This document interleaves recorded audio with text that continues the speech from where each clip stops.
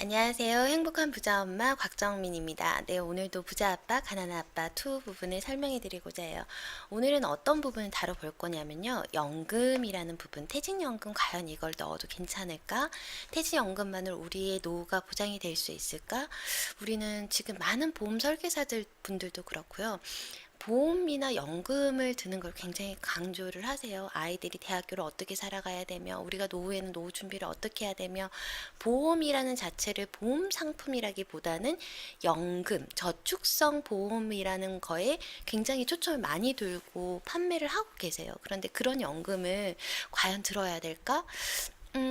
그렇다고 해서 이 연금조차도 들지 않으면 우리 노후에 혹시나 좀 어떤 상황들이 닥치거나 사고가 났을 때 우리의 그럼 노후는 어떤 식으로 설계를 해야 될까 하는 두려운 부분이 없지 않아 있을 것 같아요. 그런 부분들을 해소해 줄 수 있는 부분들의 멘트가 나와 있어서 그 부분을 조금 소개해 드리고자 해요. 네, 먼저 95페이지예요. 퇴직연금 계좌는 투자인가? 라는 부분이 있어요. 퇴직연금? 이거 투자야? 퇴직연금으로 우리가 노후를 살아갈 수 있을까라는 생각이 드실 거예요. 연금 계좌에 정기적으로 돈을 붓는 것은 이 사분면에 속한 사람들이 가장 장려하는 형태의 투자이다. 그렇죠. 우리가 직장에 다니고 있다면은 연금 정도는 하나 정도 넣어서 세금 혜택도 받고 그 다음에 연금을 넣어서 내가 여기를 정년 퇴직하고 나면은 그래도 연금이 있으니까 연금으로 살아갈 수 있겠지라고 생각하는 것들이 대부분 분들의 고용자 입장에서는 그렇게 생각할 수 있어요. 그러나 이러한 연금 계획은 위험이 아주 없는 것이 아니며 거기서 나오는 수입으로는 결코 경제적 자유를 달성할 수 없다라는 거예요. 연금이라는 것이 우리가 지금 기존에 생활하던 것처럼 막 3, 400, 500 이런 식으로 나오지 않아요. 우리가 나이가 들어서 어느 정도 이제 경제적인 활동을 조금 줄이면서 소비가 조금 줄어들거나 지출이 줄어든다 하더라도 그래도 우리가 살아가는 기본 양식의 어떤 베이스가 되는 비용들이 있단 말이에요. 그 비용을 연금으로 해결할 수가 없어요. 아무리 좋은 연금을 든다고 해도 매월 500, 600, 1000에 가까이 나오는 연금들은 많이 없잖아요. 거의 없다라고 봐야 되죠. 그것만으로는 경제적 자유를 달성할 수 없다라는 거예요. 여기서 경제적 자유는 사람들마다 모든 건 차이가 나요. 앞에서 제가 얘기 드렸듯이 정말 진정한 부자는 무엇인가? 정말 부자는 뭐지? 부유함의 정의는 여기 로버트 기요사키의 경우는 진정한 자유라는 거는 그거였잖아요. 부유함은 금액이 아니라 시간으로 측정하는 거다. 내가 당신 중에 누구라도 경제적 활동을 하지 마. 하지 않았음에도 불구하고 지금의 삶의 질을 그대로 유지할 수 있는, 생활할 수 있는 날짜를 계산해봐. 그 날짜가 정말 네가 진정한 부유함을 나타내는 정의다라고 알려줬거든요. 다시 한번 그 부분 읽어드릴게요. 당신 가족 중 누군가 물리적으로 일하지 않고도 삶의 질을 유지하면서 생활할 수 있는 날짜의 수예요. 부유함은 금액이 아니라 시간으로 측정한다라고 했어요. 그런데 연금만으로 우리가 부유할 수 있을까요? 연금만으로 자유로운 생활을 살 수가 있을까요? 시간은 자유로울 수 있어요. 물론. 그렇지만 경제적 자유를 누리기는 힘들다라는 거죠. 대부분의 사람들은 퇴직하고 난 뒤에야 투자자가 되기를 원하지만 이 책에서 말하는 I 사분면의 사람들은 일을 하는 동안 투자를 함으로써 수입을 올리는 사람들을 가르친다. 네, 대부분들의 우리 부모님 세대들은 그랬던 것 같아요. 내가 퇴직을 하고 나면 내가 노후에는 어떤 투자자를 하고 그래서 창업을 하고 S사분면에 들어가시고 그러시잖아요. 예전에는 고용을 한번 고용이 되고 나면 그게 평생 직장으로 가능했었어요. 그러나 지금 세대, 우리 자식 세대에서는 평생 직장에 대한 개념들이 없어지고 많은 사람들이 직장을 가지고 있음에도 불구하고 뭔가 다른 투잡을 잡으시고 자기가 지속적으로 재미있게 할 수 있는 취미 활동들을 찾으세요. 그게 모두 여기서 출발된 거라고 보실 수 있을 것 같아요.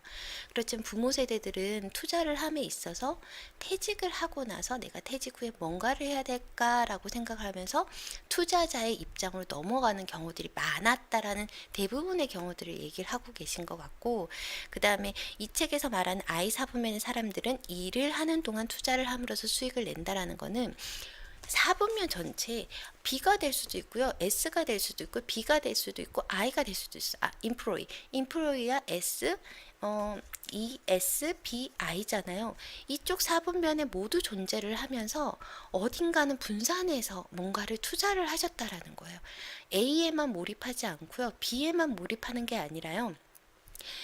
두 개를 상호작용하면서 근데 그 비중을 어디에 더 많이 뒀느냐, 비즈니스와 투자자의 입장에 더 많이 뒀다라는 얘기인 거예요.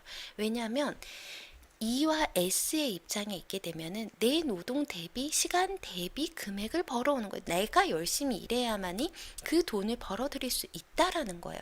그렇지만 자산이나 자본에 투자를 하는 경우에는 내가 일을 하지 않아도 그 돈을 벌어오는 시스템으로 넘어가게 된다라는 거죠.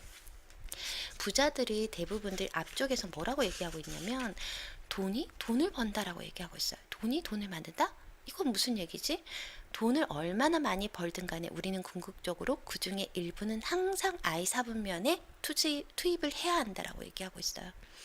I4분면은 돈이 돈을 벌어주는 곳이다. 돈이 당신 대신 열심히 일해준다면 당신은 더 이상 일할 필요가 없다. I4분면이 경제적 기반을 다지는데 대단히 중요한 것은 사실이지만 다른 형태의 투자 역시 존재한다는 것은 잊어서는 안 된다라고 되어 있어요.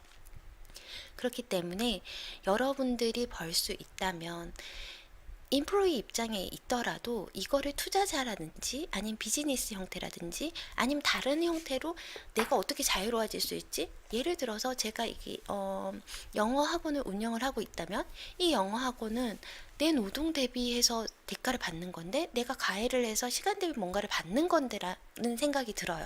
그래서 그럼 내가 이걸 하면 안 되는 건가 라고 생각하시면 결코 안 되세요. 현실은 그렇지 않아요. 생계를 유지할 수 있는 부분은 반드시 유지를 해 나가시고 내가 이 영어 학원을 통해서 이것만으로 그치는 게 아니잖아요. 제가 노동을 파는 강사의 입장일 수도 있고요. 이 학원을 운영하는 운영자의 입장이 될 수도 있어요. 운영자의 입장이라면 나보다 더 잘 관리할 수 있는 원장을 둘 수도 있어요. 그리고 내가 분원을 둘 수도 있어요. 그럼 전체적인 시스템을 관리할 수 있는 그런 체제로 빠져나올 수가 있는 거예요. 그리고 제가 관리했던 시스템이라든지 이 매뉴얼들을 매뉴얼화 시켜 놓는 거예요. 그러면 누군가에게 양도하거나 누군가에게 넘겼을 때 그들도 충분히 잘할 수 있는 거예요. 예전의 책에서도 얘기했는데 이 책에서도 분명히 나와 있어요. 사업은 사람을 얼마나 잘 관리하는 리더십에 달려 있다라고 얘기를 하고 있어요.